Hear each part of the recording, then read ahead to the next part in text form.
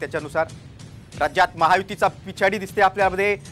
राज्यामध्ये महायुतीची पिछाडी दिसते। महायुतीची केवळ 19 जागांवर आघाडी आहे। बघा आत्ताचे जे कल येतात त्यामध्ये मवी याला तब्बल 27 जागांवर आघाडी मिळालेली आहे। राज्यात महायुतीची पिछाडी दिसते। महाविकास आघाडीच्या बाजूने आकडे येत आहेत। सत्ताधारी महायुतीची ही पिछाडी आहे। बघा भिवंडीत कपिल पाटील पिछाडीवर जे भाजपचे उमेदवार आहेत। मव्याचे सुरेश म्हात्रे म्हणजे बाळामामा म्हात्रे आपण त्यांना म्हणतो ते मात्र आघाडीवर शरद पवार गटाचे तब्बल 6941 मतांनी सुरेश म्हात्रेंनी आघाडी घेतलेली आहे। भिवंडीत कपिल पाटील जे विद्यमान खासदार येथे पिछाडीवर आहेत। भिवंडी मतदारसंघात देखील अगदी चुरशीची लढत झाली होती। कपिल पाटील जे भाजपचे उमेदवार आहेत ते पिछाडीवर आहेत। राज्यात महायुतीची पिछाडी दिसते। महाविकास आघाडी राज्यात मवी याला तब्बल 26 जागांवर आघाडी मिळालेली आहे।